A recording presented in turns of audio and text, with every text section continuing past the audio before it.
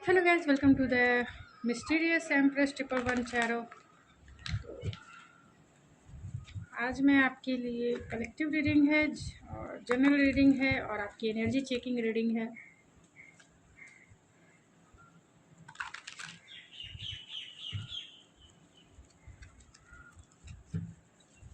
चलिए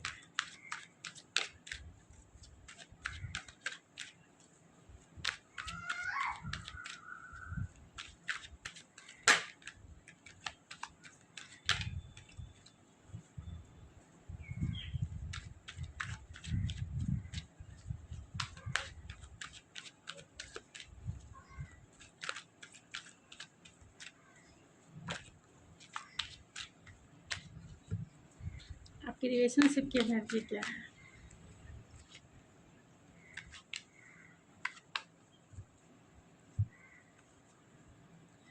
यहाँ self respect है एंड सून है एंड मेक द एफर्ट है। तो आपकी रिलेशनशिप की एनर्जी यही है कि दोनों जो हैं इस रिश्ते में उतना वर्क नहीं कर रहे हैं जितना करना चाहिए, और दोनों जो हैं सेल्फ रेस्पेक्ट के वजह से एक दूसरे से कांटेक्ट नहीं कर पा रहे, क्योंकि यहाँ सून और मैसेज है। तो दोनों जो है मैसेज का इंतज़ार कर रहे हैं, दोनों कॉल का इंतज़ार कर रहे हैं और एफ़र्ट्स नहीं लगा रहे हैं। दोनों चाह रहे हैं कि सामने वाला जो है, यानी आप चाह रहे हैं कि आपके पर्सन आपको कॉल करे, मैसेज करे, और वो चाह रहे हैं कि आप जो है उन्हें कॉल करें, मैसेज करें, और दोनों जो हैं अपने अपने सेल्फ रेस्पेक्ट की वर्थ को समझ रहे हैं, इसीलिए आगे नहीं बढ़ रहे हैं और मेक द एफ़र्ट है। तो इस रिलेशनशिप में एफ़र्ट्स लगाने की ज़रूरत है, क्योंकि इस रिलेशनशिप में बहुत सारे पोटेंशियल है, बहुत सारा ग्रोथ है, लेकिन आप दोनों इस रिश्ते पे काम नहीं कर रहे हैं, चाहे आप हो या आपके पर्सन हो। तो अभी इस समय रिलेशनशिप की एनर्जी यही है कि अभी ये रिलेशनशिप स्टक हो सकता है, आगे मूवमेंट नहीं कर रहा है बहुत टाइम से एक ही जगह पर, क्योंकि आपकी बातें ढंग से नहीं हो पा रही है, आपकी फीलिंग्स जो है एक्सप्रेस नहीं कर पा रहे हैं। उनके लाइफ में क्या चल रहा है, आपकी लाइफ में क्या हो रहा है, कुछ बहुत बर्डन जैसा फीलिंग्स है, हैवी एनर्जी है। आप दोनों जानना चाहते हैं कि वो कैसे हैं आपके बिना, और यही वजह है कि आप इस रीडिंग को देख रहे हैं कि आपके पर्सन के करेंट थॉट्स आपके लिए क्या है।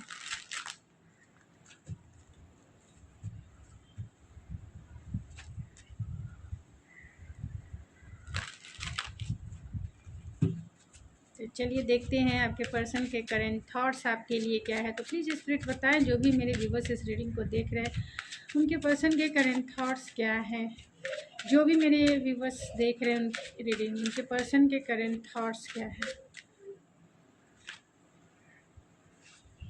10 ऑफ वैंस है, तो अपनी फीलिंग्स को बता नहीं पा रहे हैं, और 4 ऑफ कॉइन्स है, जिसकी वजह से बर्डन फील कर रहे हैं बहुत। मैंने ये चीज़ें अभी बता भी दी, तो बहुत बर्डन है क्योंकि एक्सप्रेस नहीं कर पा रहे फीलिंग्स क्या है।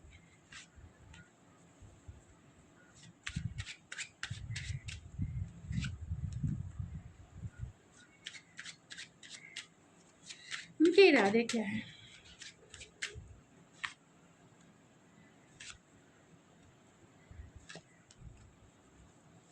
आने वाले समय में वो क्या एक्शन लेंगे।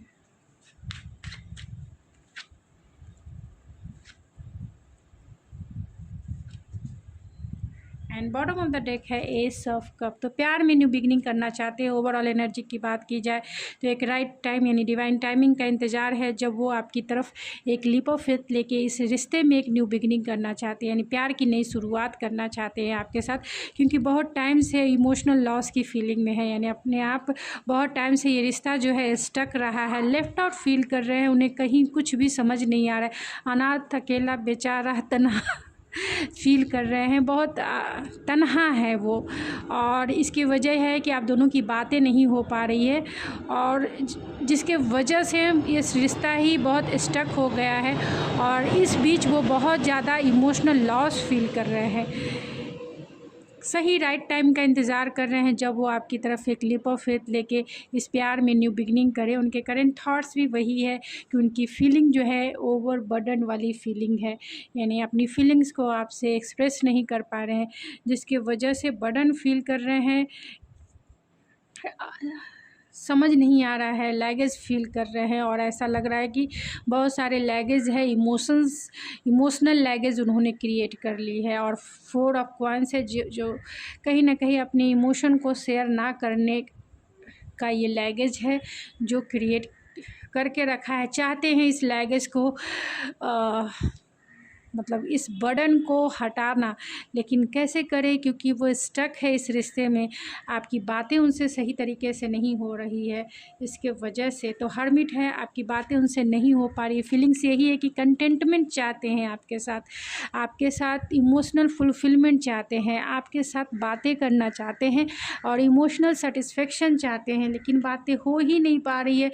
तो क्लियरिटी से जो रिश्ता ख़त्म होने ऐसा लगता है कि बहुत टाइम से नो कॉन्टैक्ट जोन में आप दोनों हैं और उन्हें कभी कभी लगता है कि ये रिश्ता ही ख़त्म हो चुका है। तो इस रिश्ते में रिवर्थ चाहते हैं, इस रिश्ते में क्लियरिटी चाहते हैं, इस रिश्ते को फिर से री एनर्जाइज करना चाहते हैं। आपसे वो क्लियर कम्युनिकेशन करना चाहते हैं, बातें करना चाहते हैं और आप दोनों के बीच में जो भी कॉन्फ्लिक्ट है उसे सुलझाना चाहते हैं। इस रिश्ते में एफर्ट्स लगाना चाहते हैं, आप जैसा कहेंगे वैसा करना चाहते हैं, क्योंकि ये बर्डन जो है दिन प्रतिदिन बढ़ता ही जा रहा है। अब इस बर्डन को उन्हें संभालना जो है उनके लिए मुश्किल हो गया है, यानी कि बहुत फ्रस्ट्रेटेड हो गए हैं वो। यहाँ चैरियट है, उनके इरादे क्या है। तो इस रिश्ते में जितने भी चैलेंजेस हो, आप दोनों के बीच में कुछ भी कॉन्फ्लिक्ट हो, लड़ाई हो, झगड़ा हो, फिर भी वो इस रिश्ते में काम करना चाहते हैं। आपकी तरफ ज़रूर आएंगे, अपने विल पावर को गेन करके आपकी तरफ आएंगे। आपके रिश्ते में चैलेंजेस हैं, आप दोनों का कल्चर डिफरेंस या फिर पेरेंट्स नहीं मान रहे हैं, फ्रेंड्स का इन्फ्लुएंस हो सकता है या फिर रिलीजियस फैक्टर हो सकता है या फिर कोई भी सिचुएशन हो सकता है जो आप दोनों के रिश्ते में चैलेंज के रूप में सामने है। वो अब इन चैलेंजेस को डील करके वो आपकी तरफ ज़रूर आना चाहते हैं।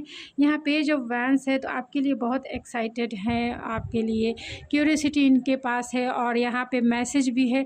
तो ये आपको मैसेज बहुत जल्द से जल्द ये आपको मैसेज कर सकते हैं, कॉल कर सकते हैं या फिर आपको मिलने ही आ जाएंगे, क्योंकि इनमें क्यूरियोसिटी बहुत ज़्यादा है। ये आपके लिए पैशनेट भी हैं और चाहते हैं इस रिश्ते में एक पैशनेट स्टार्ट करना, चाहते हैं इस रिश्ते में एक न्यू बिगिनिंग करना, क्योंकि अब तक आपसे बातें नहीं हो पा रही है, जिसका फ्रस्ट्रेशन इनके दिल और दिमाग हर एक जगह छा गया है।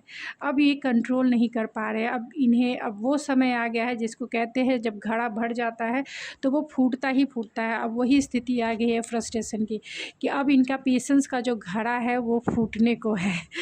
अब ये आपकी तरफ एक्शन क्या लेंगे, तो अब ये अपने दिल की बात मानेंगे, यानी कि दिल को फॉलो करेंगे और आपकी तरफ रिकन्सिलेशन करने को आएंगे। ये पार्टनर आपके वर्किंग प्लेस से भी हो सकते हैं। अगर आप वर्किंग इनके साथ काम करते हैं तो ये वर्किंग प्लेस के भी ये पार्टनर आपके हो सकते हैं। इस रिश्ते में रिकन्सिलेशन करना चाहते हैं। थर्ड पार्टी सिचुएशन भी हो सकती है, इसीलिए चैलेंजेस बहुत ज़्यादा देखते हैं इस रिश्ते में। अब थर्ड पार्टी कोई भी हो सकती है, आपके पेरेंट्स, उनके पेरेंट्स या फिर कोई अनदर रोमांटिक पार्टनर भी हो सकता है या फिर काम हो सकता है, सिचुएशन हो सकता है, कोई भी हो सकता है, लेकिन वो आपकी तरफ रिकन्सिलेशन करना चाहते हैं क्योंकि बहुत फ्रस्ट्रेटेड हो गए हैं। इमोशनल लैगेज बहुत ज़्यादा हो गया है। अब उनका जिसको बोलते हैं अब जो घड़ा है इमोशंस का भर चुका है, इस तरीके से इमोशंस जो है ओवरफ्लो हो रहे हैं, ओवरवेल्म हो रहे हैं।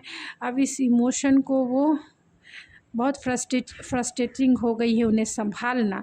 तो अब ये आपकी तरफ आएंगे ही आएंगे, रिकन्सिलेशन करेंगे ही करेंगे और हो सकता है कि ये आपसे रिकन्सिलेशन 3 वीक्स में कर लें।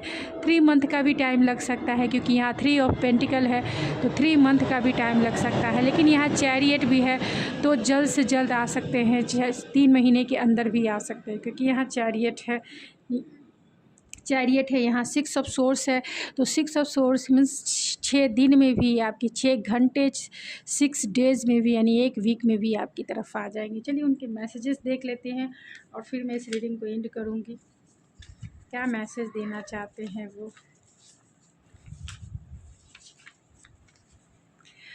आई am so sorry for breaking your heart. तो आपको वो सॉरी कहना चाहते हैं क्योंकि उन्होंने आपका दिल जो है कहीं ना कहीं तोड़ा है। I want to marry you, तो वो आपसे मैरिज करना चाहते हैं।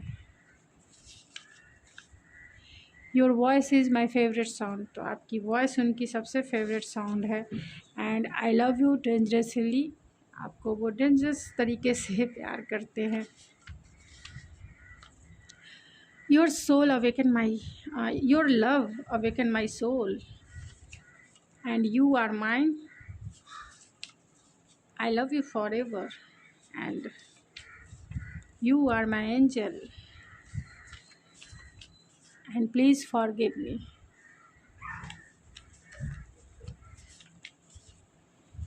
I am so completely in love with you, and I am sorry. तो बातों से तेरी मुझे ऐसा लगा कि तू मुझे भूल गई, इतने से बात पे इतने खफा हो, ये भी कोई बात हुई। Sorry, I am sorry. तो सॉरी कहना चाहते हैं। तो गाइज़ ये थी आपकी रीडिंग। आई होप आपको पसंद आई होगी। अगर आपको मेरी रीडिंग पसंद आई है तो प्लीज़ मेरे चैनल को ज़रूर सब्सक्राइब कीजिए, लाइक कीजिए, शेयर कीजिए। तो मिलती हूँ मैं आपके नेक्स्ट रीडिंग में, तब तक के लिए थैंक यू सो मच।